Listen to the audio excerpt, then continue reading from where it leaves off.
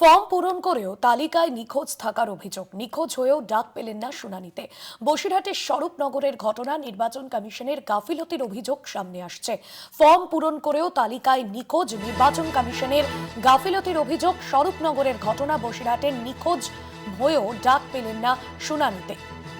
Form পূরণ করেও তালিকায় নিখোঁজ। সঞ্জিত চক্রবর্তী রয়েছেন ফোন লাইনে। সঞ্জিত, ওই পরিবারের সদস্যরা বা যার নাম নিখোঁজ বলে তালিকাতে রয়েছে কিন্তু শুনানিতে ডাক পাননি, কি বলছেন তিনি, কি অভিযোগ তার?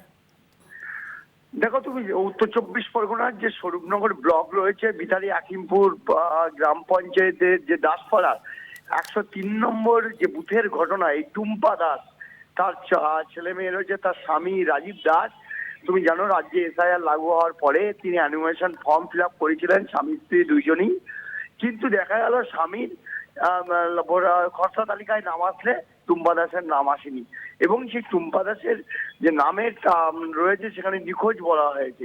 এই নিয়ে কিন্তু তিনি সোচ্চার হয়েছেন। তিনি দাবি করেছেন 2011 সাল থেকে 2024 সালে যে কটা নির্বাচন হয়েছে সেই নির্বাচনে তিনি ভোট দিয়েছেন, এবং এই নিয়ে কিন্তু রীতিমতো আতঙ্কে রয়েছে টুম্পা দাস পরিবার।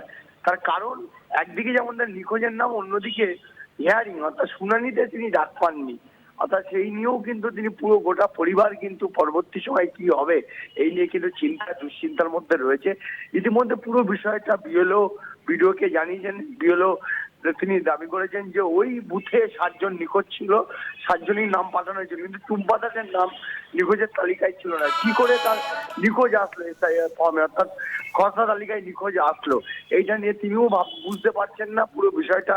তিনি ব্লক প্রশাসনকে লিখিতভাবে আবেদন করেছেন যাতে তিনি হিয়ারিং এ ডাক পান, কিন্তু এখনো পর্যন্ত এই দাস পরিবারের যে বিশেষ করে বধূ টুম্পা দাস, তিনি কিন্তু ডাক পাননি হিয়ারিং এ। রীতিমতো শঙ্কিত গোটা পরিবার। তারা বলছেন তার ছেলে মেয়ে রয়েছে, পরবর্তী প্রজন্ম, আদৌ তিনি ভারতীয় নাগরিকত্ব থাকতে পারবেন, ভোটাধিকার দিতে পারবেন, এটা নিয়ে একাধিক প্রশ্নচিহ্ন উঠে গেছে। এই নিয়ে রীতিমতো সোচ্চার হয়েছে তৃণমূল কংগ্রেস। বারবার বলেছেন যে এটা একটা চক্রান্ত, বিরোধীদের চক্রান্ত, যেখানে বারবার 1 কোটি 1.5 কোটির কথা বলা হচ্ছে, নাম থাকবে না। সেটা কি বেছে বেছে তাহলে কি এদের নাম বাদ দেওয়া হচ্ছে ষড়যন্ত্র করে? তারাও এটা পাশাপাশি দাবি করেছেন একটা বৈধ ভোটারের নাম বাদ যাবে না।